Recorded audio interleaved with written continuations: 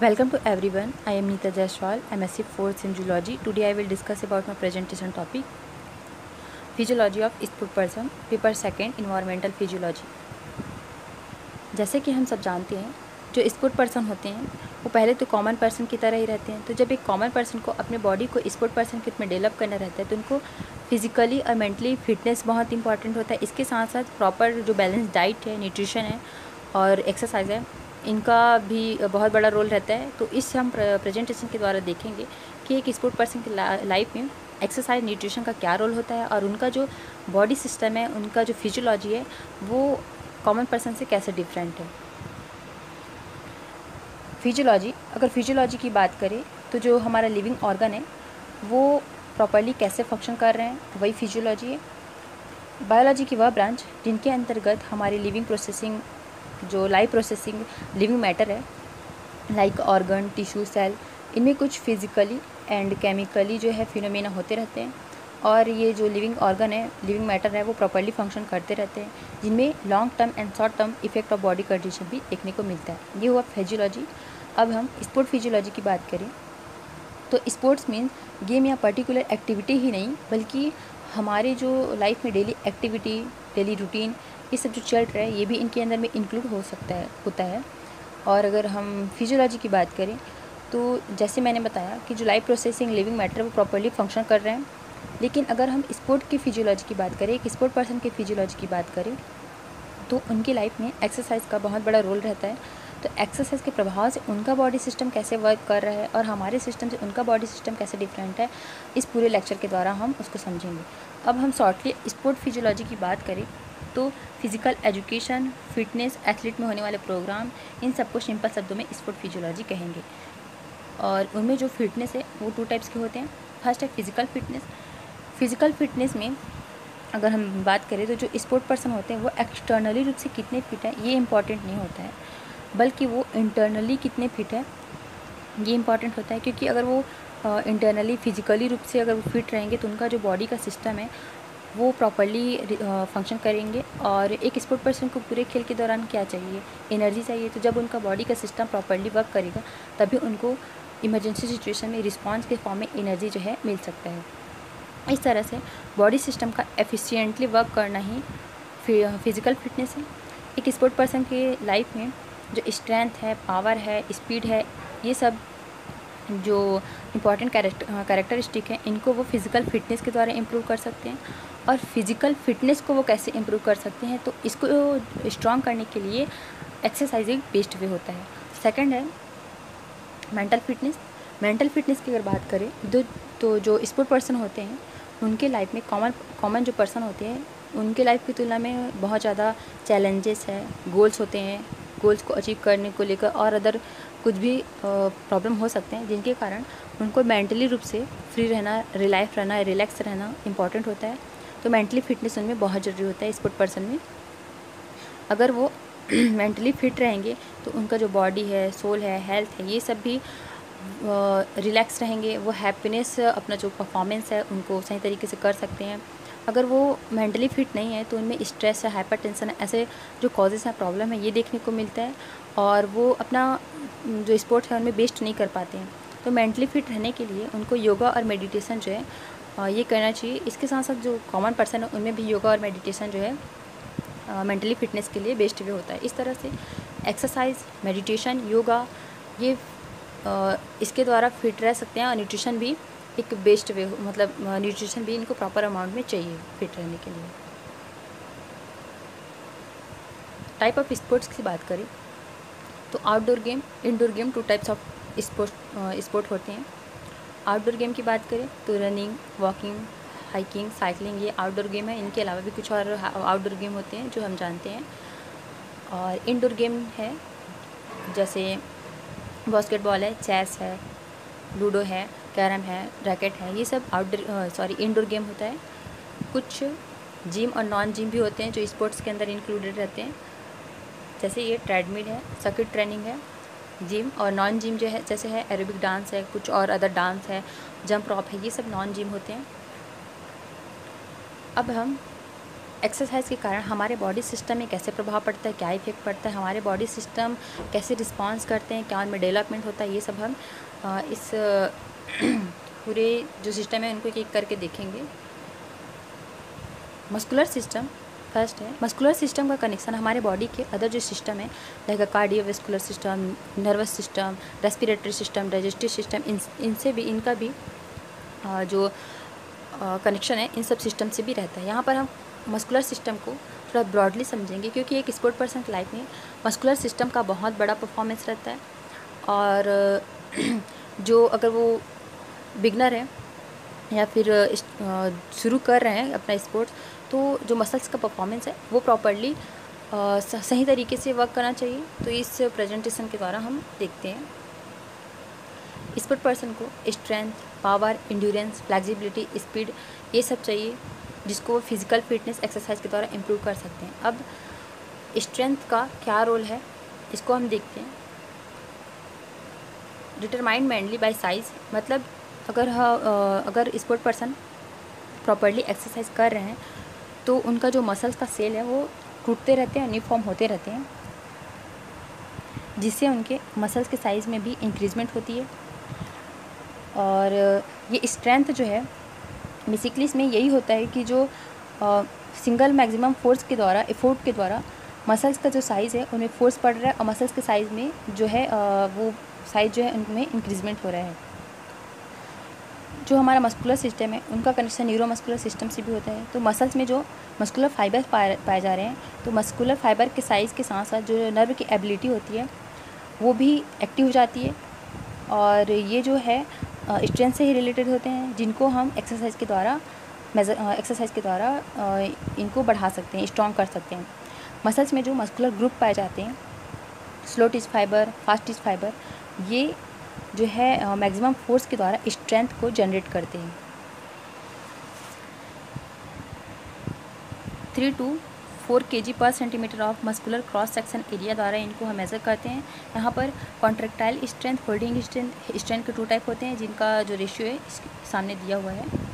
Power, अगर power की बात करें तो जो हमारा मसल्स है वो क्विकली कैसे रिस्पॉन्स करता है और क्विकली कैसे वो वर्क करता है, और जहाँ पर जब हमको एनर्जी चाहिए तो एनर्जी का ट्रांसफॉर्म कैसे होता है, यही ये मस्कुलर पावर ऑफ मसल्स जो है रिफ़र करते हैं। जब हमको प्रॉपरली एनर्जी की रिक्वायरमेंट चाहिए तो फास्टली वहाँ पर एनर्जी का जो प्रोडक्शन है वो होने लग जाता है। यह जो पावर ऑफ मसल्स हैं ये भी मसल्स के फाइबर पर डिपेंड करते हैं। मसल्स फाइबर जो हैं 2 टाइप्स के होते हैं, जैसे पहले भी हम स्ट्रेंथ में देख चुके हैं, slow teach fibre, fast teach fibre. ये जो फाइबर्स होते हैं जितने ज़्यादा होते हैं उतने ज़्यादा ही पावर जनरेट होते हैं। मसल्स की परफॉर्मेंस जो है समय की इकाई अवधि के रूप में पाया जाता है। और डिफरेंट जैसे हम वर्कआउट कर रहे हैं, एक्सरसाइज कर रहे हैं, तो उसमें जो पावर है डिफरेंट प्रकार के होते हैं। मतलब डिफरेंट अगर हम गेम खेल रहे हैं तो इनमें पावर जो जनरेट होता है वो भी डिफरेंट टाइप के होते हैं। Strength of contraction, distance of contraction और प्रत्येक मिनट में नंबर ऑफ टाइम के द्वारा इनको डिटरमाइन किया जाता है। जैसे हम देख सकते हैं डिफरेंट जो डिस्टेंस है, टाइम का जो ड्यूरेशन है, उनमें जो मसल्स का परफॉर्मेंस है, पावर है, वो भी डिफरेंट है। इनको किलोग्राम मीटर पर मिनट से इनको डिनोट करते हैं। इंड्योरेंस की अगर बात करें तो ये जो है बेसिकली न्यूट्रिशन के सपोर्ट और न्यूट्रिशन पे ही डिपेंड रहते हैं। जो हमारा मसल्स हैं उनमें जब ग्लाइकोजन जो है प्रॉपर अमाउंट में स्टोर रहता है तो उसको हम यूटिलाइज़ करके, जो स्पोर्ट पर्सन है वो यूटिलाइज़ करके क्विकली एनर्जी के रूप में उसको यूज़ करते हैं। इस तरह से इंड्योरेंस जो है न्यूट्रिशन पे डिपेंड रहते हैं। और यहाँ पर हम देख सकते हैं जैसे हाई कार्बोहाइड्रेट डाइट ले रहे हैं तो इंड्योरेंस जो है 240 मिनट का होगा। अगर मिक्स डाइट ले रहे हैं तो वो 120, हाई फैट डाइट ले रहे हैं तो 85। मतलब अगर हम कार्बोहाइड्रेट ज़्यादा ले रहे हैं तो उनसे ही हमको जो है ग्लाइकोजन के फॉर्म में एनर्जी ज़्यादा मिल रहा है। तो यहाँ पर जो इंड्योरेंस है उसका भी जो रेशियो है वो हाई है। अगर हम ग्लाइकोजन स्टोर की बात करें मसल्स में, तो अगर हम कार्बोहाइड्रेट ज़्यादा ले रहे हैं तो ग्लाइकोजन है वो ज़्यादा रहेगा और compare to mix diet and fat diet. अब हम मसल्स की बात करें वो था एक क्राइटेरिया जिससे जो मसल्स हैं उनको मतलब फिजिकली कैसे फिट रख सकते हैं। अब हम मसल्स की बात करें तो उनमें जो मसल्स पाए जा रहे हैं डिफरेंट टाइप के, उनका एक्सरसाइज पे क्या रोल है और उनको कैसे स्ट्रॉन्ग कर सकते हैं। यहाँ पर 3 टाइप ऑफ मसल्स पाए जाते हैं, skeletal muscles, smooth muscle, cardiac muscles. Skeletal muscles की बात करें तो इसे वॉलेंट्री मसल्स भी कहते हैं, जिनको हम प्रॉपर्ली कंट्रोल कर सकते हैं और इनमें मूवमेंट देखा जाता है जिसको सेंट्रल नर्वस सिस्टम के द्वारा कंट्रोल किया जाता है। इस स्केलेटल मसल्स के अंदर हमारा चेस्ट है, बैक मसल्स है, बाइसेप्स, ट्राइसेप्स, शोल्डर, हैंड और कुछ एब्डोमिनल पार्ट के मसल्स आते हैं। इन मसल्स को अगर हमको स्ट्रॉन्ग करना है तो इसके लिए ट्रेनिंग है, फिजिकल एक्टिविटी है, वेट लिफ्टर है, ये सब बेस्ट भी होता है और अदर कुछ जिम एक्टिविटी द्वारा भी इनको हम हेल्दी स्ट्रॉन्ग कर सकते हैं। अब हम स्केलेटल मसल्स के बाद जो हमारा कार्डियक मसल्स है इनको देखते हैं। तो कार्डियक मसल्स नाम से क्लियर है, हार्ट की मसल्स। हार्ट के मसल्स को स्ट्रॉन्ग करने के लिए हमारे जो कार्डियोवैस्कुलर सिस्टम है उसको स्ट्रॉन्ग करने के लिए कार्डियोवैस्कुलर एक्टिविटी या फिर एक्सरसाइज कर इनको इम्प्रूव कर सकते हैं, जैसे साइकिलिंग है, वॉकिंग है, अदर एक्सरसाइज के द्वारा हम कार्डियोवैस्कुलर एक्सरसाइज के द्वारा हम कार्डियक मसल्स को इम्प्रूव कर सकते हैं। हमारा सेकंड था स्मूथ मसल्स। स्मूथ मसल्स की अगर बात करें तो स्केलेटल के अंदर आने वाली इनवॉलेंट्री मसल्स जिनको हम कंट्रोल नहीं कर सकते अपनी इच्छा के अनुसार, उसको इनवॉलेंट्री मसल्स कहते हैं। जैसे हार्ट है, स्टमक है, इंटेस्टाइन, अदर कुछ और जो हमारे सिस्टम है वो सब स्मूथ मसल्स के अंदर आते हैं। इन मसल्स को हम इनके स्ट्रॉन्ग करने की अगर बात करें तो इनको डायरेक्टली हम स्ट्रॉन्ग नहीं कर सकते हैं। इनको अब तभी स्ट्रॉन्ग कर सकते हैं जब हमारा स्केलेटल मसल्स और कार्डियक मसल्स ये दोनों अगर स्ट्रॉन्ग रहेंगे तो ये जो स्मूथ मसल है ये अल्टीमेट स्ट्रॉन्ग हो जाएंगे। हर एक जो स्पोर्ट पर्सन है उसके लाइफ में स्मूथ मसल्स का स्ट्रॉन्ग होना बहुत ज़रूरी होता है, क्योंकि respiratory system, cardiovascular system, digestive system इनका जो सही वे में परफॉर्मेंस इनकी लाइफ के लिए बहुत ज़रूरी होता है। अब एक्सरसाइज का इफेक्ट ऑफ एक्सरसाइज देखते हैं। तो जो मस्कुलर मसल्स हैं उनमें माइटोकॉन्ड्रिया जो है उनका इंक्रीजमेंट होता है, तो एनर्जी का जो प्रोडक्शन है वो सही वे में होता है। मसल्स लिगामेंट जो है वो स्ट्रांग हो जाता है, जिससे वे एडिशनल स्ट्रेस से हैं उनसे लड़ सकते हैं, बचाव कर सकते हैं। इसके साथ जो एक्सरसाइज है उसके कारण जो स्केलेटल मसल्स हैं उनमें जो मायोग्लोबुलिन है उनमें भी इंक्रीजमेंट होता है। जब मायोग्लोबुलिन जो है अगर सही वे में वर्क करती है तो जो ऑक्सीजन है उनका जो वो भी माइटोकॉन्ड्रिया में ट्रांसपोर्ट उनका सही वे में होता है, और जिससे एनर्जी का जो प्रोडक्शन है, एनर्जी प्रोडक्शन का जो कार्य है वो भी सही वे में काम करते हैं। जो मसल्स में ग्लाइकोजन स्टोर फॉर्म में रहते हैं, एक्सरसाइज के कारण उसको यूटिलाइज कर एनर्जी प्रोवाइड करने का काम करते हैं।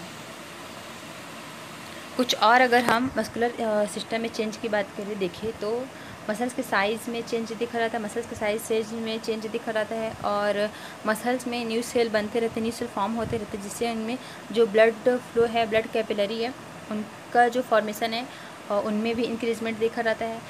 अब प्रॉपर्ली एक्सरसाइज कर रहे हैं, वर्क कर रहे हैं तो जो एक्स्ट्रा फैट है उनका भी जमाव नहीं होता है, और जिनको स्पोर्ट पर्सन है फैट को एनर्जी के रूप में यूज़ कर लेते हैं, और जो लूज़ कनेक्टिव टिश्यू है वो भी चेंज हो जाते हैं।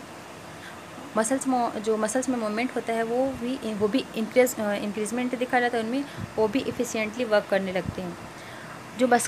जो स्पोर्ट पर्सन होते हैं वो उनमें जल्दी से वो थकते नहीं हैं, थकान जो है उनके एक्सरसाइज के कारण उनमें नहीं देखा जाता है। इस तरह से एक्सरसाइज के कारण उनमें फैटिक जो है डिलेड देखा जाता है, थकान जो है वो दूर कर लेते हैं। जो फाइबर इनएक्टिव के फॉर्म में रहते हैं वो एक्सरसाइज के कारण एक्टिव फॉर्म में हो जाते हैं। जो हम मसल फाइबर की बात कर रहे थे, जैसे पावर है, स्ट्रेंथ है, वो मसल फाइबर के कारण एक्टिव हो जाते हैं, जनरेट होते हैं। तो यहाँ पर उन मसल फाइबर की बात करेंगे कि वो है क्या एक्चुअल में। फर्स्ट है स्लो टिच फाइबर, सेकंड है फास्ट टिच फाइबर। इनका क्या रोल है ये हम देखते हैं। फर्स्ट है slow teach fibre. Slow teach fibre को टाइप 1 फाइबर भी कहते हैं।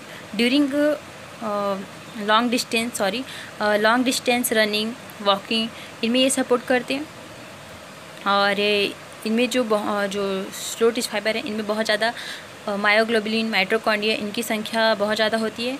मायोग्लोबुलिन बहुत ज़्यादा अगर वर्क कर रही है तो जो ऑक्सीजन है उनका जो कैरिंग कैपेसिटी है, कैरी करने की क्षमता है, वो भी मसल सेल में ज़्यादा होगी। और माइटोकॉन्ड्रिया इस जो ऑक्सीजन है सप्लाई हो रहे हैं इनको यूटिलाइज़ करके एनर्जी प्रोडक्शन का काम करती है एटीपी के रूप में। और इसके साथ साथ ये फैट को यूटिलाइज़ करके भी स्लो टिच फाइबर जो है वो एनर्जी देती है। अब अगर फास्ट टिच फाइबर की बात करें तो ये 2 टाइप के होते हैं। इनके अंदर में भी टाइप होते हैं, टाइप 2A और सेकेंड है टाइप 2B। टाइप 2A जो है मसल फाइबर वो क्विकली एनर्जी प्रोड्यूस करते हैं। वेट बढ़ाने वाले जो वेट लिफ्टर होते हैं उनमें ये यूज़फुल होता है। और इसके साथ साथ जो हमारे बॉडी में फास्फोक्रिएटिनिन और ग्लाइकोजन स्टोर फॉर्म में रहते हैं उनको ये fastest muscle fibre type 2A utilise करके एनर्जी प्रोड्यूस करते हैं, जिनसे हमारे बॉडी को पावर मिलता है। और इनमें पाए जाने वाले फास्टिस्ट फाइबर में पाए जाने वाले टाइप 2B जो है वो बहुत ज़्यादा हाई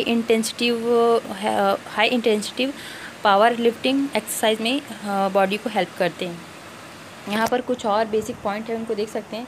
जैसे मैंने बताया स्लो टिच फाइबर को टाइप 1 और ऑक्सीडेटिव भी कहा जाता है। टाइप 2 फास्ट टिच फाइबर को टाइप 2 और ग्लाइकोलाइटिक कहा जाता है। स्लो टिच फाइबर को रेड मसल्स कहा जाता है। इनमें जो वेलोसिटी है वो स्लो होती है, लो होती है, डायमीटर स्मॉल होता है। इनमें एनर्जी के लिए ऑक्सीडेटिव सिस्टम का यूज़ किया जाता है।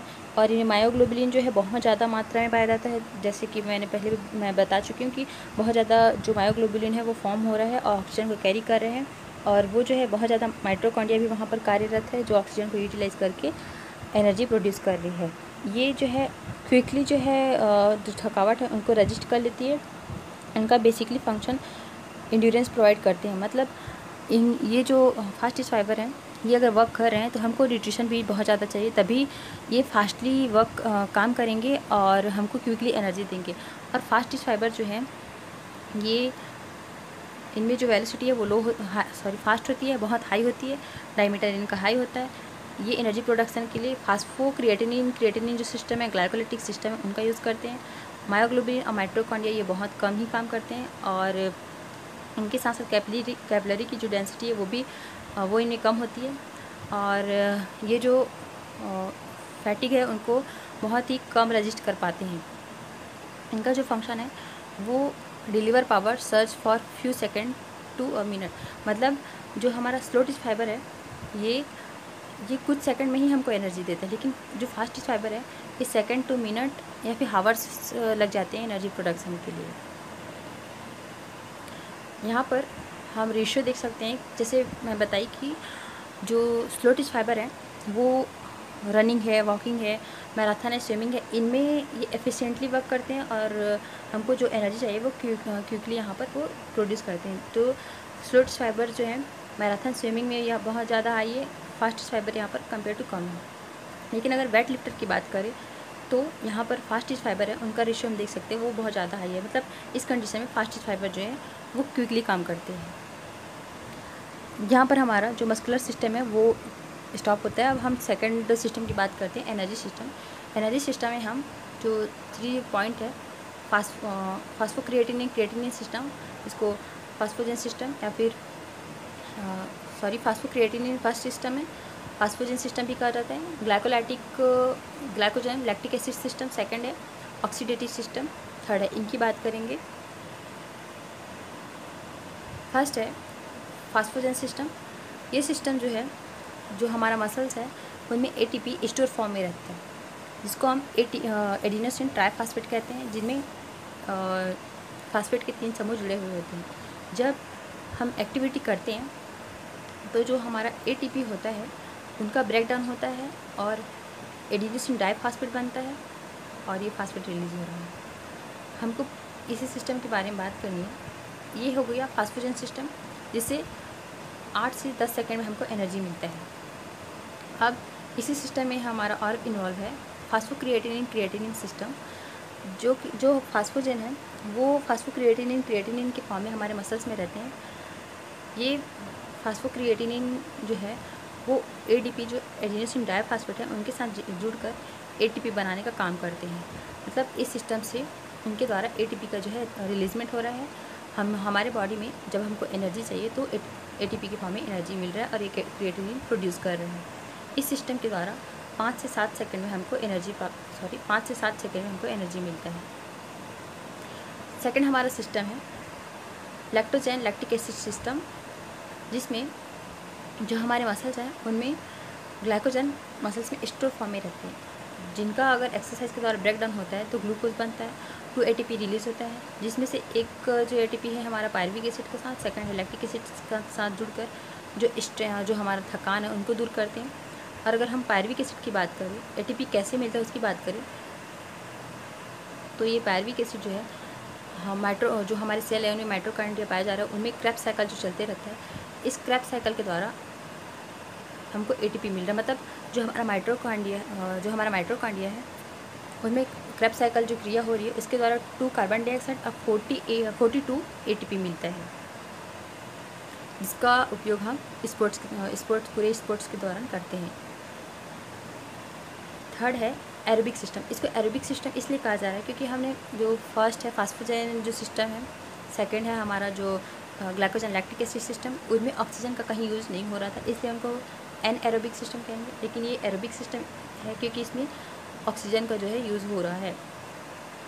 इस सिस्टम में जो हमारे मसल्स में स्टोर फॉर्म में ग्लाइकोजन है, जो हम न्यूट्रिशन ले रहे हैं उनमें कार्बोहाइड्रेट के फॉर्म में जो ग्लूकोज है, प्रोटीन है जो अमीनो एसिड के फॉर्म में है, फैट है जो फैटी एसिड के फॉर्म में, उनको ऑक्सीजन के प्रेजेंस में ब्रेक डाउन करके यहाँ ATP मिल रहा है और कार्बन डाइऑक्साइड जो रिलीज़ हो रहा है, इसके साथ साथ H2O भी प्राप्त हो रहा है। ये भी जो क्रिया हो रही है सेल के माइटोकॉन्ड्रिया में होती है। ये मेटाबॉलिक पाथवे जो है Krebs cycle electron transport chain के रूप में वर्क करते रहते हैं। इस पाथवे में जो हाइड्रोजन है उनको कार्बोहाइड्रेट फैट प्रोटीन के फॉर्म में रिमूव किया जाता है और पोटेंशियली जो एनर्जी चाहिए वो इमीडिएटली ATP के रूप में प्राप्त होता है। इस तरह से इस सिस्टम में अनलिमिटेड न्यूट्रिशन के द्वारा हमको एनर्जी जो है मिलते रहता है। अब ये जो तीनों हमारा जो सिस्टम है उनमें जो पावर जनरेट होता है वो कितने कितने मोल्स में रहते हैं, इनको बेसिकली मोल्स ऑफ ATP पर मिनट्स डिनोट करते हैं ये।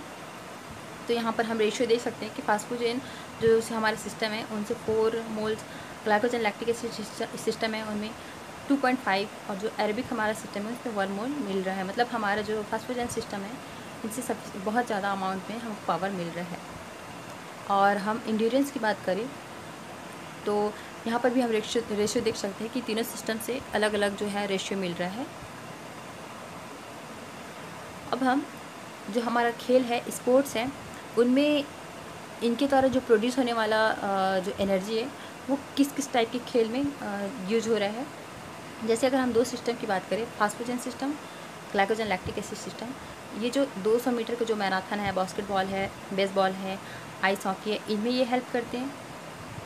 और जो हमारा ग्लाइकोजन लैक्टिक एसिड जो सिस्टम है सिंगल वन, ये 400 मीटर के जो मैराथन है, स्विमिंग है, टेनिस है, सॉकर्स है, इनमें ये हेल्प करते हैं। इनका जो टाइम ड्यूरेशन है मैं पहले की जो PPT में बता चुकी हूँ। जैसे फास्फोजेन ग्लाइकोजन लैक्टिक एसिड सिस्टम है, ये जो है 8 से 10 सेकंड का जो है एनर्जी प्रोडक्शन का इनका जो काम है वो रहता है। और जो हमारा ग्लाइकोजन लैक्टिक एसिड जो सिस्टम है ये 1.3 to 1.6 मिनट का इनका समय रहता है। और जो glycogen lactic acid single one है ये भी 1.3 to 1.6 मिनट जो है इनका होता है। अब हम एरोबिक सिस्टम की बात करें तो ये जो बहुत लंबे समय का जो मैराथन है, बहुत लंबे समय की स्केटिंग है, जो लॉन्ग ड्यूरेशन वाले गेम है उनमें ये हेल्प करते हैं।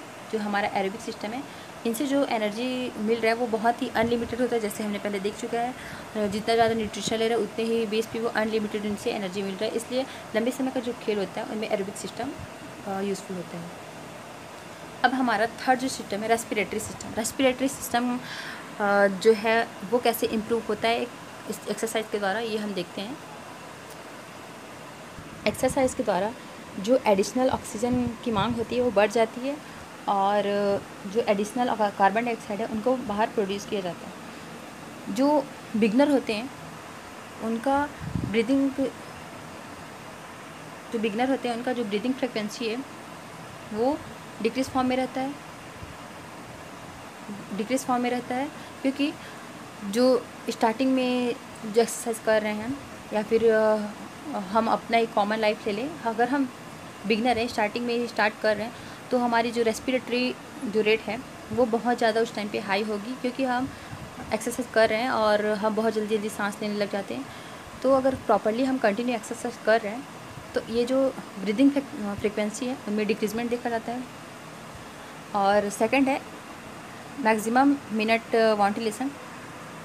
वेंटिलेशन, इनमें भी इंक्रीजमेंट होता है, क्योंकि जो हमारा मैक्सिमम ब्रीदिंग कैपेसिटी होती है वो इस वेंटिलेशन से हाई होता है। तो अगर हम एक्सरसाइज करते हैं तो जो वेंटिलेशन कम है उनमें भी इंक्रीजमेंट देखा जाता है। मैक्सिमम ब्रीदिंग जो कैपेसिटी होती है वो 150 से 170 लीटर पर मिनट होता है, और जो हमारा वेंटिलेशन होता है वो मैक्सिमम एक्सरसाइज के दौरान 100 से 110 लीटर पर मिनट होता है। तो इसमें जब हम कंटिन्यू एक्सरसाइज कर रहे हैं तो ये जो रेस्पिरेटरी हमारा सिस्टम है इनमें भी इंक्रीजमेंट होगा, और जो टाइडल वॉल्यूम है इनमें भी इंक्रीज़ होगा। जो एल्वेलाई इनएक्टिव फॉर्म में हैं वो एक्टिव हो जाएंगे और एक्टिवली रूप से काम करेंगे। जो चेस्ट है, लंग्स है, इनके साइज़ में भी इंक्रीजमेंट देखा जाएगा। अब हम बात करें ऑक्सीजन कंजप्शन की, तो जो एक्सरसाइज करने वाले पर्सन हैं उनके बॉडी में ऑक्सीजन की डिमांड जो है बढ़ जाती है, तभी उनको जो है एनर्जी वो प्रॉपर अमाउंट में मिल सकती है। तो यहाँ हम देख सकते हैं ऑक्सीजन कंजप्शन में इंक्रीज़ हो रहा है। जो नॉर्मल हमारा ऑक्सीजन कंजप्शन रेट है वो 250 ml पर मिनट का होता है, लेकिन एक्सरसाइज के दौरान हम देख सकते हैं कि कैसे जो हमारा ऑक्सीजन कंजप्शन रेट है उनमें इंक्रीजमेंट हो रहा है। जैसे एक एवरेज मेल है उनमें 3600 ml पर मिनट है, और जो एवरेज मेल जो एथलीट्स हैं उनमें 4000 है, और मेल मैराथन जो रनर है उनमें ये 5100 ml पर मिनट का है। मतलब जैसे जैसे जिस प्रकार का एक्सरसाइज है उस टाइप से ऑक्सीजन का जो कंजप्शन रेट है वो इंक्रीजमेंट हो रहा है। यहाँ पर हम रेशियो एक डायग्राम के द्वारा रेशियो देख सकते हैं। जैसे मॉडरेट एक्सरसाइज करने वाले जो पर्सन है, मीडियम एक्सरसाइज करने वाले जो पर्सन है, उनमें ये इनका जो रेशियो है रेट है वो बहुत कम है। लेकिन अगर सेवरल एक्सरसाइज मतलब बहुत ज़्यादा वेट लिफ्टर है, बहुत कठोर परिश्रम करने वाले जो स्पोर्ट पर्सन है उनमें ये ऑक्सीजन कंजप्शन रेट जो है हाई है। फोर्थ है हमारा सिस्टम न्यूरोमस्कुलर सिस्टम। इस मतलब जो हमारा नर्वस सिस्टम है उनमें भी एक्सरसाइज का क्या प्रभाव पड़ता है वो हम देखते हैं। जब हम एक्सरसाइज करते हैं तो जो नर्व इम्पल्स हैं वो एक्टिवली रूप से काम करते हैं, इंक्रीजमेंट उनमें देखा जाता है, वो क्विकली रिस्पॉन्स करते हैं। जैसे एक्सरसाइज कर रहे हैं तो नर्व का जो एक्सरसाइज कर रहे हैं तो इनमें नर्व इम्पल्स में इंक्रीजमेंट होगा, और जो रिस्पॉन्सेज है वो क्विकली ये वर्क करेंगे। मतलब अगर हमको एनर्जी चाहिए तो नर्वस सिस्टम है उनमें मैसेज आएगा, और हमको जो है मसल्स में जो स्टोर फॉर्म में ग्लाइकोजन है वो वहाँ पर यूटिलाइज होंगे, काम करना शुरू करेंगे, और हमको एनर्जी के फॉर्म में जो एनर्जी चाहिए वो मिल जाएगा। इस तरह से एक्सरसाइज या फिर स्पोर्ट पर्सन उनके बॉडी में जो नर्वस सिस्टम है उनका भी प्रॉपरली वर्क करना बहुत ही इम्पॉर्टेंट है, और ये जो तभी एक्टिवली रूप से काम करेंगे जब वो कंटिन्यू जो अपना एक्सरसाइज है उनको करेंगे। अब हमारा फिफ्थ जो सिस्टम है कार्डियोवैस्कुलर सिस्टम या फिर सर्कुलेटरी सिस्टम। इनका जो एक स्पोर्ट पर्सन लाइफ है बहुत बड़ा रोल होता है, क्योंकि जो उनका हार्ट बीट है उनका प्रॉपरली परफॉर्म करना भी सही है। जो स्पोर्ट पर्सन है कॉमन पर्सन की तुलना में उनका जो उनके जो कार्डियोवैस्कुलर सिस्टम है उनमें इफेक्ट और उनमें जो क्या क्या चेंजेस है वो हम देख सकते हैं। जैसे फर्स्ट है इंक्रीजमेंट इन हार्ट रेट। जो स्पोर्ट पर्सन होते हैं उनमें एक्सरसाइज के दौरान जो उनकी हार्ट रेट होती है उनमें इंक्रीजमेंट देखा जाता है, जिसको एंटीसिपेटरी रिस्पॉन्स कहेंगे। सेकंड है स्ट्रोक वॉल्यूम। जो उनका लेफ्ट वेंट्रिकल होता है उनसे पर बीट जो अमाउंट ऑफ ब्लड है वो निकलते रहता है, जिनको स्ट्रोक वॉल्यूम कहते हैं। जो इंटेंसिटी एक्सरसाइज के दौरान 2 से 3 टाइम इनमें इंक्रीजमेंट देखा जाता है। और थर्ड है कार्डियक आउटपुट में इंक्रीजमेंट होता है। कार्डियक आउटपुट का जो फॉर्मूला है stroke volume into heart rate. मतलब हमारा स्ट्रोक वॉल्यूम जैसे ऊपर देख सकते हैं लेफ्ट वेंट्रिकल से पर बीट जो ब्लड है वो निकल रहा है, अमाउंट ऑफ ब्लड जो है निकल रहा है, और इसके साथ साथ जो हार्ट रेट होता है, जो एक्सरसाइज के कारण इंक्रीजमेंट होता है, इनको ही शॉर्ट फॉर्म में कार्डियक आउटपुट कहेंगे, जो कि रेस्ट कंडीशन में 5 लीटर पर मिनट का होता है। लेकिन ड्यूरिंग एक्सरसाइज इन जो कार्डियक आउटपुट है इनमें इंक्रीजमेंट हो जाता है और वो 20 से 40 लीटर पर मिनट का हो जाता है। फोर्थ है कार्डियोवैस्कुलर सिस्टम में क्या और चेंज है, तो जो ब्लड फ्लो है उनमें भी इंक्रीजमेंट होगा। मतलब जो टिश्यू है एक्सरसाइज के दौरान उनमें जो ब्लड की मांग है, वो डिमांड है, वो बढ़ जाती है, क्योंकि ऑक्सीजन का जो लेवल है उनमें भी इंक्रीजमेंट हो जाता है। तो यहाँ पर देख सकते हैं रेस्ट कंडीशन में जो स्केलेटल मसल्स है उनमें 15 से 20% जो है ब्लड फ्लो हो रहा है, लेकिन ड्यूरिंग एक्सरसाइज इस स्केलेटल मसल्स में 80 से 85% जो है ब्लड फ्लो हो रहा है। इसके साथ साथ कुछ जो ब्लड फ्लो है लेस अमाउंट में लीवर, किडनी, इंटेस्टाइन में भी जाता है और कुछ जो है स्किन में भी जाता है, जिससे वो हीट लॉस कर सके और बॉडी में जो हीट की कंडीशन है उनसे बच सके। और जो ब्लड प्रेशर है उनमें भी इंक्रीजमेंट होता है। ब्लड प्रेशर में जो हमारा डायस्टोलिक ब्लड प्रेशर है वो जनरली अनचेंज रहता है, उनमें चेंज नहीं होता, लेकिन हमारा जो सिस्टोलिक ब्लड प्रेशर है उनमें इंक्रीजमेंट होता है और वो 50 से 70 mmHg बढ़ जाता है, इंक्रीजमेंट हो जाता है। बॉडी टेम्परेचर की बात करें तो जो एक्सरसाइज है उनमें बॉडी टेम्परेचर के दौरान एक्सरसाइज के दौरान जो बॉडी टेम्परेचर है उनमें भी इंक्रीजमेंट देखा जाता है। जो वेस्ट प्रोडक्ट होते हैं थ्रू द मसल्स ब्लड में जाते हैं और ब्लड से उनको आगे उस वेस्ट प्रोडक्ट को लंग्स, किडनी के द्वारा बाहर कर दिया जाता है। और कुछ केमिकल रिएक्शन भी होती हैं जिनके कारण जो बॉडी टेम्परेचर है उनको कम कर सकते हैं। जैसे हमारे बॉडी से अगर पसीना निकल रहा है तो भी बॉडी टेम्परेचर मेंटेन रहेंगे, लेकिन जनरली बॉडी में जो है स्पोर्ट पर्सन है वो एक्सरसाइज कर रहे हैं, स्पोर्ट्स कर रहे हैं, तो एनर्जी का प्रोडक्शन बहुत ज़्यादा हो रहा है, तो उनका बॉडी जो है उस कंडीशन में, एक्सरसाइज की कंडीशन में बहुत ज़्यादा हीटेड रहता है। कार्डियोवैस्कुलर जो सिस्टम है उनमें और कुछ चेंजेस रहते हैं, जैसे मस्कुलर ब्लड फ्लो, इनमें इंक्रीजमेंट देखा जाता है। जैसे रेस्टिंग कंडीशन में ब्लड फ्लो देखें तो यहाँ पर जो रेशियो दिया हुआ है, और ड्यूरिंग एक्सरसाइज ये रेशियो जो है वो हाई होता है। जो हमारा एक्सरसाइज के दौरान जो मस्कुलर ब्लड फ्लो है वो इमीडिएटली रिस्पॉन्स करते हैं और उनमें जो प्रॉपर फ्लो है वो सही वे में होता है और उन जो फ्लो है ब्लड का फ्लो है उनमें इंक्रीजमेंट देखा जाता है।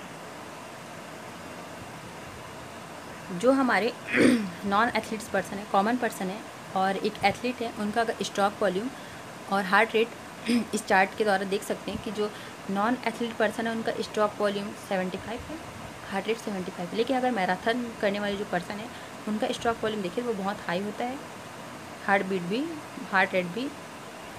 रेट यहाँ पर कम है, क्योंकि जो स्पोर्ट पर्सन होते हैं, स्पोर्ट करने वाले पर्सन होते हैं, उनका जो हार्ट रेट होता है वो कॉमन पर्सन की तुलना में हार्ट रेट कम रहता है, क्योंकि उनमें पेशेंस करने की क्षमता होती है वो बहुत ही ज़्यादा होती है। और जो उनका ये था रेस्टिंग कंडीशन में, अगर हम ये रेशियो रेस्टिंग कंडीशन का था, अगर हम मैक्सिमम उनमें स्ट्रोक और हार्ट रेट देखें तो जो स्ट्रोक वॉल्यूम है वो नॉन एथलीट पर्सन में स्ट्रोक वॉल्यूम मैक्सिमम कंडीशन में 110 होता है, हार्ट रेट जो है 195 होता है, और जो मैराथन है उनमें स्ट्रोक रेट मैक्सिमम कंडीशन में 162 है और हार्ट रेट इस कंडीशन में मैराथन करने वाले में हाई होता है थोड़ा।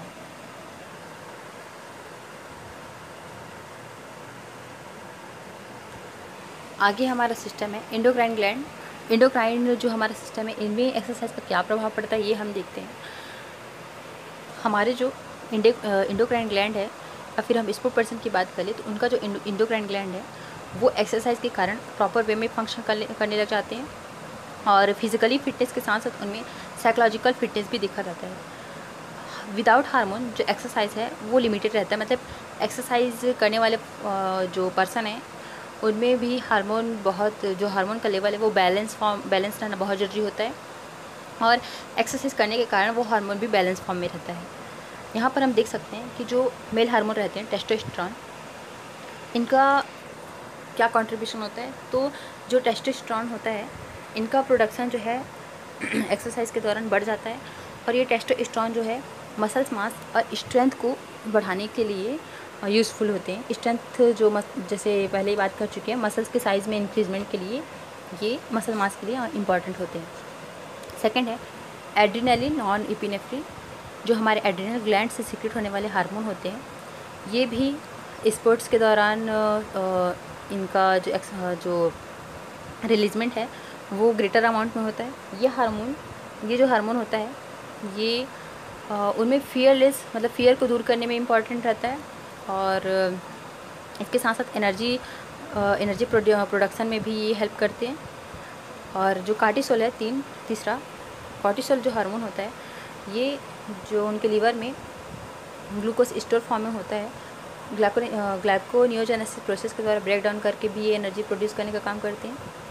फोर्थ है थायरॉक्सिन, थायराइड ग्लैंड से सीक्रेट होने वाला यह हार्मोन थायरॉक्सिन, ये जनरली बॉडी में अगर कोई पर्सन है जो कोई भी एक्टिविटी नहीं कर रहा है, नॉर्मल बैठा है, तो उनके बॉडी में ये ओवर एक्टिंग या फिर अंडर एक्टिंग के रूप में काम करता है और इम्बैलेंस के फॉर्म में रहता है। लेकिन जो स्पोर्ट पर्सन होते हैं वो प्रॉपर्ली एक्सरसाइज कर रहे हैं तो ये बैलेंस फॉर्म में उनके बॉडी में सीक्रेट होता है, और ये भी एक्सरसाइज या फिर स्पोर्ट्स के दौरान इम्पॉर्टेंट रोल प्ले करते हैं। इसी तरह से human chorionic gonadotropic releasing hormone भी इम्पॉर्टेंट हार्मोन होता है, और जो इंसुलिन ग्लाइकोजन है ये भी जो स्पोर्ट पर्सन है उनमें एक्सरसाइज के कारण सफिशिएंट अमाउंट में उनमें भी प्रोड्यूस होता है, जिसके कारण वो डायबिटीज़ जैसे डिजीज़ है उनसे वो बच सकते हैं। इस तरह से जो एंडोक्राइन जो ग्लैंड है उनके द्वारा सीक्रेट होने वाले हार्मोन है वो भी एक स्पोर्ट पर्सन की लाइफ के लिए इम्पॉर्टेंट होता है, और वो स्पोर्ट पर्सन है एक्सरसाइज कर रहे हैं तो प्रॉपर वे में ये जो हार्मोन है सफिशिएंट अमाउंट में जितना चाहिए उतना ही वो सीक्रेट हो रहे हैं। इम्यून सिस्टम की बात करें तो जो एथलीट्स हैं वो अपने इन्वायरमेंट को छोड़ करके दूसरे इन्वायरमेंट में वो खेल के लिए जा रहे हैं, स्पोर्ट्स के लिए जा रहे हैं। इस कंडीशन में इम्यून सिस्टम एक बेस्ट सिस्टम के रूप में होता है, क्योंकि उनके बॉडी को वो अपने क्लॉथ से प्रोटेक्ट नहीं कर सकते, लेकिन वो फिज़िकली फिट रहना उनको ज़रूरी है ताकि वो इंटरनली अपने बॉडी सिस्टम से अपने बॉडी को प्रोटेक्ट कर सके। क्योंकि एक्सटर्नली तो वो क्लॉथ से अपना बॉडी प्रोटेक्ट कर सकते हैं, लेकिन इंटरनली वो अपने इम्यून सिस्टम को स्ट्रॉन्ग करके ही प्रोटेक्ट कर सकते हैं। एक्सरसाइज करने वाले पर्सन में उनके बॉडी में जो एंटीबॉडी है, वाइट ब्लड सेल्स हैं और जो डिफेंस सेल्स हैं उनमें इंक्रीजमेंट होता है, जिससे वे क्विकली जो एंटीजन अगर उनके बॉडी में आ रहा है तो वो क्विकली रिस्पॉन्स कर अपने बॉडी को प्रोटेक्ट कर सकते हैं। ये जो है एक्सरसाइज के कारण डिफेंस सेल में जो डिफेंस सेल बन रहे हैं उनमें इंक्रीजमेंट देखा जाता है। और अगर डाइजेस्टिव सिस्टम की बात करें तो जो स्पोर्ट पर्सन है उनमें उनको फिट रखने के लिए डाइजेस्टिव सिस्टम बेस्ट सिस्टम है। ये सिस्टम एक्सरसाइज के कारण प्रॉपर्ली वे में वर्क करता है, और जो भी वो इनटेक कर रहे हैं, जो भी वो डाइट ले रहे हैं, फूड ले रहे हैं, न्यूट्रिशन ले रहे हैं, तो डाइजेस्टिव सिस्टम के द्वारा, फिजिकली सिस्टम के द्वारा उनको प्रॉपर वे में वर्क कर वो जो फूड है उनको एनर्जी प्रोडक्शन के लिए वो वर्क कर सकते हैं। मतलब जो भी वो खा रहे हैं उनका यूटिलाइज़ कर, उनको मेटाबॉलिक जो चेंज कर, डाइजेस्ट कर, वो जो फूड है उसका उपयोग वो एनर्जी प्रोडक्शन के लिए कर सकते हैं। कुछ सेडेंटरी लाइफ स्पेंड करने वाले पर्सन होते हैं, मतलब बिना कुछ वर्क करने वाले, वर्कआउट करने वाले जो पर्सन होते हैं उनका लाइफ स्टाइल अगर देखें तो वो बहुत ही स्ट्रेसफुल रहते हैं, अनहेल्दी रहते हैं। उनमें बहुत सारे डिजीज़ या फिर सिम्टम्स जो है, कॉजेज़ हैं वो देखने को मिलता है। अगर ये कंडीशन अगर एक स्पोर्ट पर्सन की लाइफ में डेवलप हो जाए, वो अनहेल्दी रहे, तो वो प्रॉपर्ली अपने जो स्पोर्ट है उनको नहीं कर पाएंगे, तो उनका जो डाइजेस्टिव सिस्टम है वो भी प्रॉपर्ली वर्क करना इंपॉर्टेंट होता है, और ये एक्सरसाइज के द्वारा ही प्रॉपर वे में वर्क करते हैं। अब अगर हम बात करें बॉडी के रेगुलेशन की बात करें, थर्मल रेगुलेशन की बात करें, तो ये कैसे काम करते हैं एक्सरसाइज के दौरान, इसको हम देखते हैं। क्योंकि हम जानते हैं एक्सरसाइज के दौरान बॉडी जो है हीट होने लग जाती है, तो इस कंडीशन में जो बॉडी टेम्परेचर है उनको रिमूव करना भी ज़रूरी होता है। और कुछ एक्सट्रीम एक्सरसाइज होते हैं जो कि हीट, कोल्ड, ह्यूमिडिटी, एल्टीट्यूड में किया जाता है। इस कंडीशन में भी बॉडी एक्सरसाइज के कारण कैसे रिस्पॉन्स कर रही है ये भी हम देखते हैं। क्योंकि जो पर्सन होते हैं, जैसे हाई एल्टीट्यूड में जो पर्सन अपना परफॉर्म कर रहे हैं अपने इन्वायरमेंट को छोड़ करके, तो उनको अपने बॉडी में कुछ नॉर्मल पर्सन की तुलना में कुछ चेंजेस करना पड़ता है। कुछ उनमें फिजियोलॉजिकल और बिहेवियरल एडाप्टेशन उनमें ज़रूरी होता है, तभी वो उस एल्टीट्यूड में सी लेवल से ऊपर का जो एल्टीट्यूड है उनमें वो रिस्पॉन्स कर सकते हैं, अपना स्पोर्ट्स कर सकते हैं। तो जो सी लेवल से ऊपर जो पर्सन है, एथलीट है, वो अपना परफॉर्म कर रहे हैं, तो उनके बॉडी में एक्सरसाइज के कारण जो रेड ब्लड सेल्स हैं उनमें इंक्रीजमेंट होती है। वो कंटिन्यू उस लेवल पे एक्सरसाइज कर रहे हैं, तो जो रेड ब्लड सेल्स हैं वो बहुत ज़्यादा उनमें इंक्रीजमेंट होती है। और रेड ब्लड जो सेल्स हैं वो ग्रेट अमाउंट में जो ऑक्सीजन है उनको ब्लड में कैरी करने का काम करता है। और जो स्पोर्ट पर्सन है वो हाई एल्टीट्यूड में जो हाइपोक्सिया जैसे डिजीज़ है, हाइपोक्सिया, एनोरेक्सिया, अदर जो डिजीज़ है उससे वो बच सकते हैं, उनसे वो प्रिवेंट रह सकते हैं, क्योंकि ऑक्सीजन अगर उनको नहीं मिल पाएगा तो उनके नर्वस सिस्टम है वो काम करना बंद कर देगा, हाइपोक्सिया जैसे डिजीज़ हो जाएंगी। इस कंडीशन में उनको एडॉप्टेशन बहुत ज़रूरी है, और एडॉप्टेशन के फॉर्म में एक्सरसाइज के कारण रेड ब्लड सेल्स है उनमें इंक्रीजमेंट देखा जाता है। अगर हॉट कंडीशन की बात करें, गर्म वातावरण की बात करें, तो जो बॉडी का जो तापमान होता है वो स्पोर्ट पर्सन के बॉडी में बहुत ज़्यादा हाई देखा जाता है। इस कंडीशन में वो कुछ इवोपरेशन, कंडक्शन जैसी क्रियाएं और कुछ उनका जो ड्रेस, उनका जो क्लॉथ होता है, जो स्पेसिफिक उनका क्लॉथ है उसके द्वारा भी वो रजिस्ट कर सकते हैं। ये हुआ। और इसके साथ साथ अगर हम कोल्ड जो इन्वायरमेंट है, कुछ एथलीट हैं जो कोल्ड इन्वायरमेंट में अपना परफॉर्म कर रहे हैं, तो उनके लिए कोल्ड इन्वायरमेंट में एक्सरसाइज करने से पहले या फिर स्पोर्ट करने से पहले उनके बॉडी टेम्परेचर को मेंटेन करना बहुत ज़रूरी होता है, जिसके लिए वे जो एप्रोप्रिएट क्लॉथिंग है उनको ही वो यूज़ करती है। अगर हम थर्मल रेगुलेशन को और रेगुलेट कैसे कर सकते हैं उसको देखें, तो इस डायग्राम में जैसे दिया हुआ है, जैसे सोलर रेडिएशन से उनको जो टेम्परेचर है वो मिल रहा है, थर्मल रेडिएशन से मिल रहा है, कंडक्शन से मिल रहा है, सोलर रेडिएशन से, कुछ स्काई से उनको जो है हीट मिल रहा है उनकी बॉडी को, तब तो इसको मेंटेन कैसे करें। एक्सरसाइज के दौरान बॉडी जो है इस सब जो रेडिएशन मिल रहा है, टेम्परेचर मिल रहा है,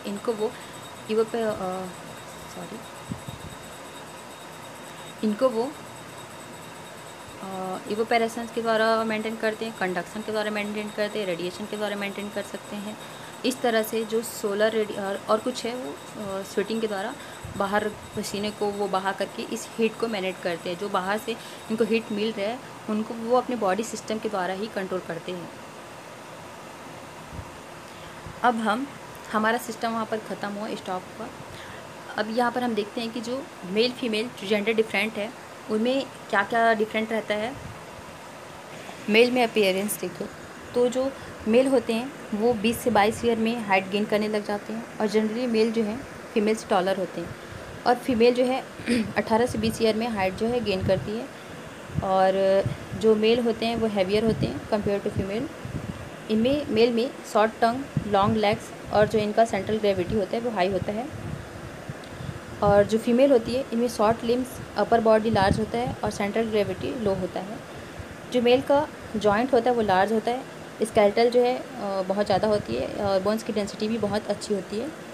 और जो फीमेल होती है उनमें बोन्स जो है अर्ली जब वो स्टार्टिंग में परफॉर्मेंस करती है तब उस स्टेज में जो ये बोन्स होते हैं वो ज़्यादा स्ट्रांग होते हैं। और जो मेल होते हैं उनमें शोल्डर जो है स्ट्रॉन्ग एंड ब्रॉड रहते हैं, फीमेल में नैरो एंड थोड़ा वीकर रहता है। अगर मेल फीमेल में फिजियोलॉजी की बात करें, तो जो मेल का कार्डियोवैस्कुलर सिस्टम है उनमें जो हार्ट का साइज़ होता है वो बहुत ही लार्ज साइज़ होता है, और बेटर ब्लड सर्कुलेशन होता है, पल्स रेट जो है स्लो होता है। फीमेल में जो हार्ट रेट है, हार्ट का साइज़ है वो साइज स्मॉलर रहता है, और इनका जो पल्स रेट होता है वो बहुत हाई होता है। स्ट्रोक वॉल्यूम की बात करें मेल में, तो मेल का ज़्यादा होता है, फीमेल का कम होता है। ब्लड प्रेशर जो है मेल का सिस्टोलिक डायस्टोलिक ब्लड प्रेशर जो है वो बहुत ज़्यादा होता है फीमेल के कंपेयर में जो मेल का सिस्टोलिक डायसिस्टोलिक ब्लड प्रेशर है वो बहुत ज़्यादा होता है। ऑक्सीजन कैरिंग कैपेसिटी होता है वो मेल में बहुत ही ज़्यादा, इनमें आरबीसी पाया जाता है, हीमोग्लोबिन पाया जाता है, तो ऑक्सीजन की कैरिंग कैपेसिटी जो है वो हाई होता है और फीमेल में लो होता है। सेकेंड सिस्टम है जो रेस्पिरेटरी सिस्टम, ये जो है मेल में जो मेल होते हैं उनमें टाइडल वॉल्यूम जो होता है वो बहुत ज़्यादा होता है कंपेयर टू फीमेल। मतलब जो एयर इनहेल करने की कैपेसिटी होती है, सांस लेने की कैपेसिटी होती है वो मेल में ज़्यादा होती है, और मेल में टाइडल वाइटल कैपेसिटी की बात करें तो ये वाइटल कैपेसिटी भी इनमें बहुत ज़्यादा होती है। मतलब सांस को एक बार एयर को एक बार एक्सहेल करने के बाद, सांस को छोड़ने के बाद तुरंत सांस लेने की क्षमता जो है मेल में ज़्यादा होती है कंपेयर टू फीमेल। और इनमें रेसिडुअल वॉल्यूम जो होता है, जैसे ये बाहर एयर एक्सहेल कर रहे हैं तो भी इनमें लंग्स में कुछ एयर जो है रहता है, इसे ही रेसिडुअल वॉल्यूम कहते हैं। ये कैपेसिटी भी मेल में ज़्यादा होती है। वो था हमारा मेल और फीमेल में कंपैरिजन। इसके बाद हम देखते हैं कि जो एजिंग प्रोसेस होता है उसको भी एक्सरसाइज करके कैसे रेगुलेट कर सकते हैं। जैसे जो बोन्स डेंसिटी होती है उनको भी मेंटेन करने की कैपेसिटी जो है एक्सरसाइज के कारण बढ़ जाती है। जो ओल्ड स्टेज में या फिर हम एजिंग आती जाता है तो जो कार्डियोवैस्कुलर डिजीज़ होता है उसके रिस्क को भी रिड्यूस कर सकते, कम कर सकते हैं। और फ्लेक्सिबिलिटी और स्ट्रेंथ, जो हमारा बोन्स की फ्लेक्सिबिलिटी स्ट्रेंथ है, उनको भी इम्प्रूव कर सकते हैं। मतलब जो कुछ ऐसे भी पर्सन होते हैं जिनमें एजिंग आने के बाद भी वो प्रॉपर वे में वर्क कर लेते हैं, तो उनमें एक्सरसाइज जो है बेस्ट एक क्राइटेरिया होता है, जिनके कारण उनमें फ्लेक्सिबिलिटी और स्ट्रेंथ उस स्टेज में भी बनी रहती है। लंग्स की कैपेसिटी होती है उनको भी बढ़ा सकते हैं। और जो ब्रेन है, जो स्लो डाउन उन्हें वर्क देखा जाता है, वो उनमें जो एजिंग आती है उसको भी एक्सरसाइज के कारण रिड्यूस कर सकते हैं। यहाँ पर हम देखते हैं कि जो स्पोर्ट पर्सन होते हैं उनके लाइफ में न्यूट्रिशन का क्या रोल होता है। जो स्पोर्ट पर्सन होते हैं उनके लाइफ में जो एनर्जी होता है वो उनको चाहिए स्पोर्ट के दौरान। और एनर्जी के बहुत अगर सफिशिएंट अमाउंट में उनको एनर्जी मिलेगा तभी वो प्रॉपर वे में अपना वर्क करेंगे। और बॉडी के डेवलपमेंट के लिए भी न्यूट्रिशन जो है वो यूज़फुल होता है। मतलब एनर्जी के साथ साथ बॉडी के डेवलपमेंट के लिए उनको न्यूट्रिशन, प्रॉपर वे में न्यूट्रिशन चाहिए। इसके लिए वे बैलेंस डाइट को फॉलो करते हैं। इस बैलेंस डाइट में वो जितने भी उनको न्यूट्रिशन चाहिए होता है वो उनको मिल जाता है और वो उनका जो बॉडी है वो एफिशिएंटली वर्क करने लगता है। यहाँ पर जो एलिमेंट है, डाइट है, उनमें उनको कार्बोहाइड्रेट, फैट है, प्रोटीन है, विटामिन्स है, मिनरल्स है, कैल्शियम है, ये सब चाहिए। जो स्पोर्ट पर्सन होते हैं उनको 2000 कैलोरी चाहिए, जो कि जो स्पोर्ट पर्सन है उनके एज, सेक्स और जो उनके स्पोर्ट परफॉर्मेंस है, हेल्थ है, वेट है, ओवरऑल उनके गोल्स के अकॉर्डिंग दिया जाता है। यहाँ पर हम जो स्पोर्ट पर्सन की डाइट है उनको देख सकते हैं कि उनको डाइट में प्रोटीन, विटामिन्स, फैट, मिनरल्स ये चाहिए, क्विकली चाहिए और सफिशिएंट अमाउंट में चाहिए। यहाँ पर डिफरेंट टाइप के जो स्पोर्ट पर्सन होते हैं उनका जो ये अमाउंट है वो भी डिफरेंट रहता है। जैसे लाइट स्पोर्ट पर्सन होता है उनका प्रोटीन का रिक्वायरमेंट, कार्बोहाइड्रेट का रिक्वायरमेंट, फैट का रिक्वायरमेंट डिफरेंट है। मॉडरेट स्पोर्ट पर्सन है इनका डिफरेंट है। हैवियर स्पोर्ट पर्सन इनका डिफरेंट है। इंड्योरेंस स्पोर्ट पर्सन का भी हम यहाँ पर देख सकते हैं। मतलब जो डिफरेंट परफॉर्म करने वाले स्पोर्ट पर्सन होते हैं उनका जो डाइट है और जो उनका बैलेंस डाइट है उनमें जो प्रोटीन, कार्बोहाइड्रेट, फैट का कंटेंट है वो भी डिफरेंट होता है। बेसिकली कार्बोहाइड्रेट इनके लिए इंपॉर्टेंट होता है, तभी वो सफिशिएंट अमाउंट में ग्लाइकोजन को यूज़ करके एनर्जी प्राप्त कर सकते हैं। इनको कार्बोहाइड्रेट का 30% जो सोर्स होता है वो ग्लूकोज के फॉर्म में इनको मिलता है, जो इनको फ्रूट या फिर जूस से आसानी से मिल सकता है। और ये एनर्जी उनके बॉडी में एनर्जी प्रोवाइड करने के लिए, एफिशिएंटली एनर्जी प्रोवाइड करने के लिए बहुत ही यूज़फुल होता है। और फैट जो है, फैट भी इनको चाहिए, क्योंकि स्पोर्ट पर्सन के बॉडी में फैट जो डिपॉजिट नहीं होता है, स्टोर नहीं होता है, इनको वो ब्रेक डाउन करके भी एनर्जी के रूप में यूज़ करते हैं। फैट के लिए वो फिश, बटर, क्रीम इन सब को यूज़ करते हैं। और प्रोटीन तो एक स्पोर्ट पर्सन को चाहिए ही, क्योंकि वो बहुत ज़्यादा वर्क कर रहे हैं, तो उनका जो बोन्स है वो प्रॉपर वे में वर्क करना ही, सही तरीके से वर्क करना ही ज़रूरी होता है। जो प्रोटीन होता है उनके मसल्स को रिपेयर करने के लिए, पुनः उनको बनाने के लिए, और उनका जो बोन्स है उनको मजबूत करने के लिए ये यूज़फुल रहता है। ये कुछ पल्स हैं, मीट है, डेयरी प्रोडक्ट है, नट्स हैं, इनसे उनको सही तरीके से सही अमाउंट में मिल जाता है। और विटामिन्स और मिनरल्स की अगर बात करें, कार्बोहाइड्रेट, प्रोटीन, फैट के साथ साथ विटामिन और मिनरल्स भी उनके बॉडी के जो ऑर्गन सिस्टम है उनके लिए ये ज़रूरी होता है। और कैल्शियम, आयरन भी, जो कि उनको एग और कुछ ग्रीन लीफ वेजिटेबल्स मिल जाते हैं, ये भी बहुत ज़रूरी होता है, क्योंकि अगर कैल्शियम भी सही अमाउंट में मिल रहा है तो प्रोटीन के साथ साथ ये कैल्शियम भी उनके बोन्स के लेंथ है और स्ट्रॉन्ग बनाने में हेल्प करते हैं। ये हुआ जो स्पोर्ट पर्सन है उनका जो रिक्वायरमेंट है, उनका जो प्रोटीन कार्बोहाइड्रेट का वैल्यू है ये इस तरह से होता है जो स्क्रीन पे दिया हुआ है। इसके अलावा जो कॉमन पर्सन होते हैं उनका अगर डाइटरी प्लान देखें, उनके बॉडी में कार्बोहाइड्रेट प्रोटीन फैट का रेशियो देखें तो उनके लिए भी मतलब हमारी लाइफ के लिए ये भी यूज़फुल होता है। ये सब जो डाइटरी प्लान है, न्यूट्रिशन है, ये भी हमारी लाइफ में भी मैनेज होना चाहिए। तो जैसे जो नॉर्मल पर्सन होता है वो 1800 कैलोरी के अनुसार ही कार्बोहाइड्रेट लेते हैं, जो कि 45 से 66% होना चाहिए डेली कैलोरी के अनुसार। और प्रोटीन जो होता है वो अगर ग्राम की बात करें तो 42 ग्राम जो है मेल में, और क्या बोलते हैं हमारा 55 जो है फीमेल में होना चाहिए। ये 15% से 30% में होना चाहिए जो प्रोटीन है वो। अगर हम फैट की बात करें तो फैट जो है 1800 कैलोरी के अनुसार ही ये 30% 35% से नीचे होना चाहिए, क्योंकि हम जो कॉमन पर्सन है वो उतना ज़्यादा स्पोर्ट पर्सन की तरह कंटिन्यू एक्सरसाइज नहीं कर रहे हैं। अगर कंटिन्यू एक्सरसाइज कर रहे हैं तो भी हमको ज़्यादा फैट नहीं लेना चाहिए, क्योंकि फ़ैट भी 2 टाइप्स के होते हैं। हमको जो गुड फैट होता है, जो अनसैचुरेटेड फैट होता है, जो नट्स सीड्स और फैटी फीड्स इनसे प्राप्त हो रहा है, ये फ़ैट हमको लेना चाहिए। जो बैड फैट होता है, सैचुरेटेड फैट, जो डेयरी प्रोडक्ट से मिल रहा है, जो कि हमारे कोलेस्ट्रॉल लेवल को या फिर हार्ट डिजीज़ को क्या बोलते हैं बना रहे हैं, इंक्रीज़ कर रहे हैं, तो ये इस फैट से हमको बचना चाहिए। और कैलोरी होता है वो ये कैलोरी है, जो कैलोरी होते हैं, कैलोरी जो है एक्सरसाइज के लेवल पे डिपेंड करते हैं। ये कैलोरी जो है जो मॉडरेट फिजिकली एक्टिविटी करने वाले पर्सन होते हैं उनमें 16 कैलोरी पर पाउंड होते हैं, और जो ज़्यादा एक्सरसाइज करने वाले पर्सन होते हैं उनमें 18 कैलोरी पर पाउंड होते हैं। अगर वुमेंस की बात करें तो उनको डेली लाइफ में 2000 किलो कैलोरी चाहिए, और जो मेल होते हैं उनमें 2800 कैलोरी चाहिए। इस तरह से जो स्पोर्ट पर्सन होते हैं, कॉमन पर्सन होते हैं, उनकी लाइफ में जो न्यूट्रिशन है उनका भी बहुत बड़ा रोल होता है। यहाँ पर हम शॉर्ट वे में एक्सरसाइज का रोल देख सकते हैं।